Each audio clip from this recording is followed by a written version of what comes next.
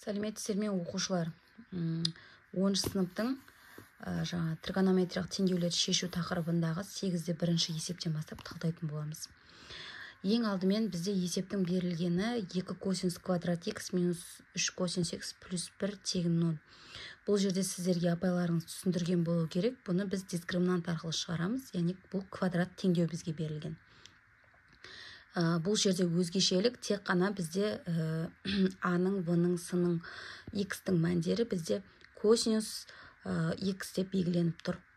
Енді бұл жерде квадрат теңдеуге келтіру үшін балалар біз косинус X-ті Т деп белгілеп алсақ, осы жердегі Т-ның мәні бізде минус 1 мен 1-дің аралығында жату керек. Яғни осы аралықта жатқан сан бізде шешім болады. Енді теңдеуді шешіп көрейік. 2t квадрат минус 3t плюс 1 тең 0. Бұл жерде дискриминантымыз 1 шығады, яғни 3-тің квадраты 9, 4-ті 2-ге 1-ге көбейтсек 8 болады, азайтсақ 1 болады. Т1-ді табатын болсақ 3-ге 1-ді қосып, оны 4-ге бөлсек 1, мына жерде азайтып 4-ге бөлсек 2-ден 1 келеді. Енді косинустың 1-де және 2-ден 1-де мәні анықталған. 1-дегі мәні дербес жағдай бізде 2πn n тиісті z-ге, ал мына жерде косинусымыз 2-ден 1 бізге 60 градус береді. Яғни ол 3-тен π плюс 2πn-ге тең, балалар. Ал енді келесі екінші есебімізде бізде 2 косинус минус 2 косинус x минус 1 тең 0. Бұл деген сөз косинус x Т деп белгілеп аламыз жаңағындай. Сол кезде бізде квадрат теңдеу келеді. Осы квадрат теңдеу дискриминантын тауып аламыз. Дискриминанттан бізде 12 шықты. 12-ден түбірді дискриминант шығару үшін балар біз 4 көбейтілген 3 қой. 4-тен түбір 2 шығады, яғни 2 түбір ас 3 шығады. Біріншісінде түбірді тапқан кезде бізде 1 плюс түбір асты 3 бөлінген 2 шығады. Бұл жерде бізде мәні анықталмаған, себебі 1-ден асып кетеді мына жердегі мән. Қалай себебі? Мына жерде бізде 1-ден асық сан шығады, түбір асты 3-тен 1 бүтін оннан 4, 5 деген сияқты сан шығады, жоба сан. Оған 1-ді қосқан кезде санымыз үлкен болады, оны 2-ге бөлген кезде 1-ден жоғары сан шығып кетеді бізде. Ал 2-шісін тапқан кезде бізде 1 азайту түбір асты 3, бөлшектің бөлімінде 2. Бұл деген сөз косинустың мәні бұл мәнде анықталған. Сол себепті плюс аркосинус плюс минус аркосинус 1 минус түбір асты 3 бөлінген 2 плюс 2πn-ге тең болады. Ал үшінші тапсырмада бізде балар 2 синус минус косинус x минус 1 тең 0. Бұл жерде бізде синус x-іміз т-ға тең деп алсақ квадрат теңдеу шығады. Квадрат теңдеуден бізде дискриминантымыз 9 шығады, 9-дан 3 шығады. Бірінші мәніміз 2-ден 1, екінші мәніміз минус 1 шығады. Енді бұл жерде бұл екі мәнде минус 1 мен 1-дің аралығында жатқандықтан біздің теңдеуіміздің шешімі бар. Бірінші 2-ден 1 π бөлінген 6 плюс 2πn, минус 1 бізде дербес жағдай. Сол себепті минус 2-ден π плюс 2πn-ге тең болады. Ал төртінші тапсырмада дәл осында есеп 6 тангенс квадрат x плюс тангенс x минус 1 тең 0 деп бұл жерге де т-ға теңестіріп аламыз. Жаңа толық квадрат теңдеу шығады. Толық квадрат теңдеу дискриминанты 25 шығады. 25-тен 5 шығады. Т1-іміз 3-тен 1, ал Т2-іміз 2-ден 1 болады минус. Енді екеуінің де мәні анықталған. Мына жерде арк тангенс 3-тен 1 πn болады. Екіншісінің шешімі минус арк тангенс 2-ден 1 плюс πn болады балалар. Ал балалар 8-де екінші тапсырманы қарастырамыз. Бұл жерде де тура 8-де 1 сияқты квадрат теңдеу шешіп аламыз. Ең бірінші косинус x-імізді т деп белгілеп алсақ, бізде 3-ті квадрат плюс 10-ті плюс 3 тең 0 шығады. Дискриминантымыз 100-ден 36, 64, 64-тен 8 шығады. Т бірінші мәніміз минус 3-тен 1. Мына жерде Т2-ның мәні минус 3 шыққандықтан ол минус 1-ден кіші болып кеткенде, сол себепті бұл мына жақта орналасқан, егер біз координаталық түзуде сызатын болсақ, мына жерде минус 3, мына жерде 1. Яғни бұл аралықта жатқан жоқ деген сөз. Енді келесі теңдеудің шешімі бір ғана шешімі бар. Сол себепті косинус x минус 3-тен 1. Бұл жерде плюс минус пи азайтылған арк ойыс 3-1 плюс 2 пи-ге тең болады балалар. Ал енді келесі әсінде бізде тангенс x азайту котангенс x тең 0. Бұл жерде бізде тангенс x-іміздің жаңағы тангенс x пен котангенс x-тің көбейтіндісі бізге 1-ге тең. Сол себепті осы жерден тангенс x тауып алсақ, бізге 1 бөлінген котангенс x-ті береді. Азайту 4 котангенс x тең 3 болады. Енді мына жерде ортақ бөлім береміз. Мынаған котангенстен, мынаған котангенстен береміз.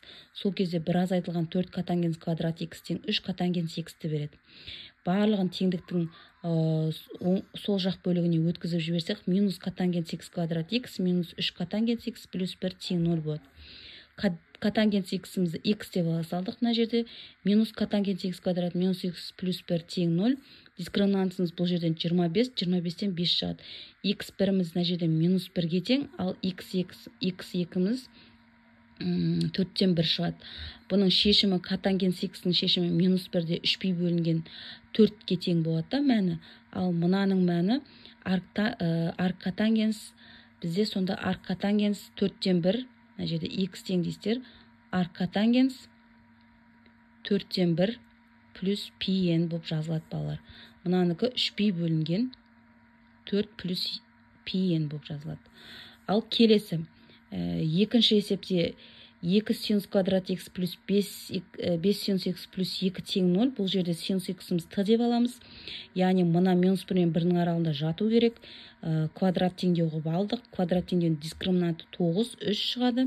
Т1-іміз минус 3-тен 1, Т2-іміз 6. Ал балалар, мына жерде 2 синус квадрат x плюс 5 синус x плюс 2 есебін шығару үшін бұл жерде синус x-ті т-ға теңестіріп алып, мәні минус 1 мен 1-дің аралығында жату керек, т-ның мәні. Енді дискриминант тауып аламыз. Дискриминанттан 9, 3 шығады. Т1-дің мәні минус 3-тен 1, Т2-ның мәні 6-тан минус 8. Яғни бұл минус 1 мен 1-дің аралығында жатпайды. Шешімі жоқ. Ал синус x минус 3-тен 1-дің шешімі бар. Яғни минус 1, n плюс 1, арк синус 3-тен 1 плюс n. Яғни синустың алдында минус болатын, мәнінің алдында минус болатын болса, мына жерге плюс 1 ғып жазамыз. Үшінші тапсырмада 3 минус 3 косинус x тең 2 синус квадрат x. Бұл жерде жаңа 2 минус 2 косинус квадрат x плюс 3 косинус x минус 1 тең 0 деп аламыз.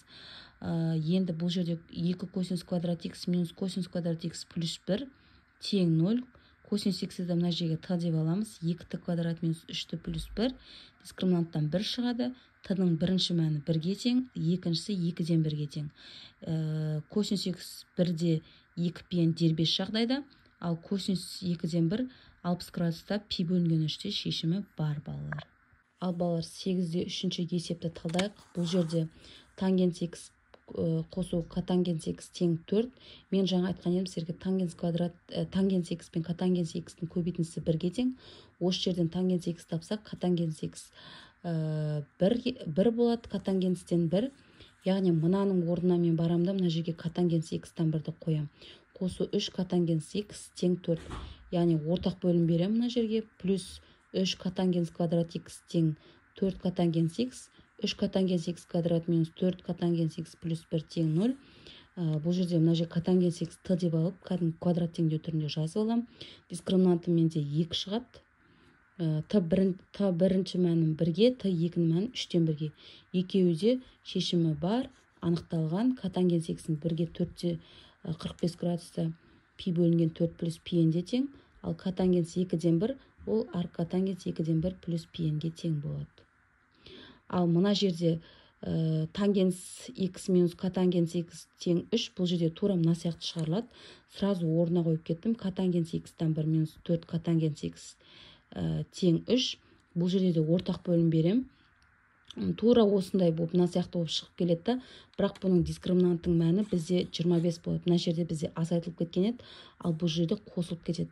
Яғни 25 болады, 25-тен 5 шығады. Т1-іміз минус 1-ге тең болады, Т2-іміз 4-тен 1-ге тең болады. Котангенс x-іміз минус 1-де 3π плюс пи-нге тең болады мына жерде.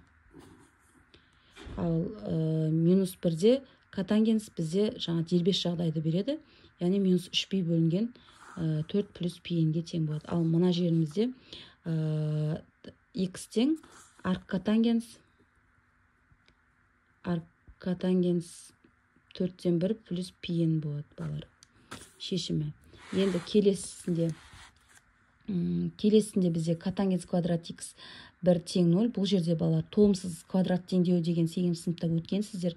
Сол жерде мына жерде тангенс квадрат x тең 1, тангенс x-ті т деп алсақ, т тең 1, яғни мына жерде түбірге алған кезде плюс-минус 1 2 мән шығады, яғни тангенс x 1-дегі мән, тангенс x минус 1-дегі мән анықтаймыз. Енді тангенс x 1-де дербес жағдайда 4-тен пи плюс пи-н 45 градуста, ал минус болған кезде алдына минусын қойып шығара салады екенбіз. Ал в-сында балар котангенс квадрат x минус 3 тең 0. Бұл жерде котангенс квадрат x-іміз тең 3 деп алсақ, мына жерде квадраты түбірге айландырып, плюс-минус түбірасты 3 шығады.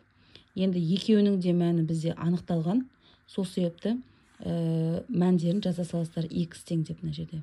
X түбірасты 3-те арк котангенс түбірасты 3, ал мына жерде арк котангенс минус түбірасты 3, мына жерде арк котангенс x тең арк котангенс минус түбірасты 3 плюс пи-н болып жазылады балар. Ал балар 8-де 4-ші тапсырмада косинус 7x плюс косинус x тең 0. Бұл жерде балар біз ықшамда болуымыз керек. Ол үшін бізге косинус альфа плюс косинус беттаның формуласы керек. Сол формула арқылы ашып аламыз. Бұл жерде 2 косинус альфа плюс бетта бөлінген 2 көбейтілген косинус альфа минус бетта бөлінген 2 болып тұр. Енді дәл сол бойынша ашып аламыз. 2 косинус 7x плюс 2 көбейту косинус 7x минус x азайту 2. Бұл жерде мынаны қоссақ 8x 2-ге бөлсек 4x-ті береді. Ал мына 7x-тан x азайтсақ 2, бұл 3x-ті береді. Бұл тең 0-ге тең болады. Мынаны 2-ні 0-ге бөлсек 0 болады. Яғни косинус 4x тең 0, косинус 3x тең 0 болады. Бізде 0-дегі мәні дербес жағдайда пи бөлінген 2 плюс пи-нге тең болады. Мына 4 барата мына бөлшектің бөлімдеріне бөлу болып өтеді. Мына 4-ті 2-ге көбейтеміз 8 болады. Мына пи бөлінген 4 болады. Бірінші шешіміміз осы. Екінші шешімімізде дербес жағдайда пи бөлінген 2 плюс 2 пи-н, яғни 6-тан пи плюс 3-тен пи-нге тең болады мәні. Мына жерде әсінде 7x минус синус 7x минус синус x тең 0. Бұл жерде тура косинус альфа минус косинус беттаның формасына пайдаланамыз да, сол бойынша ашып аламыз балалар. Яғни 2 синус альфа минус бетта бөлу 2 көбейту косинус альфа плюс бетта бөлінген 2 бізде формуламыз. Осы формула бойынша ашып аламыз. 2 синус 7x азайту x бөлшектің бөлімінде 2 косинус 7x плюс x бөлшектің бөлімінде 2. Енді азайтсақ 6, 6-ны 2-ге бөлсек 3x, қоссақ 8, 8-ді 2-ге бөлсек 4x-ті береді. Енді мынаны дәл жаңағыдай 0-ге бөлжесек 0-ге айналып кетеді. Синус 3x 0-ге тең, косинус 4x 0-ге тең болады. Жаңағы синусымыз 0-де пи-нге тең. Дербес жағдайда x-іміз пи-н бөлінген 3, яғни 3-тен пи-н болып оқылады. n тиісті z-ге. Мына жерде 4x 2-ден пи плюс пи-н болады. Бұл жерде мына жерде жаңағындай бөлшектің бөліміне көбейтіліп кетеді, мынаның астына бөлініп кетеді. Енді x-тен пи 8-ден пи плюс 4-тен пи n шығады балалар. Енді келесі үшінші, төртінші есебін талдайық. Үшінші есебінде синус квадрат x плюс синус квадрат 2x 1. Бұл жерде балалар 1-ді де, мынаны да айландырып ашып аламыз. Бізде формуламыз бар. 1 деген сөз синус квадрат x пен косинус квадрат x-тің қосындысы 1-ге тең бізде. Мынаның орнына мынаны қоямыз.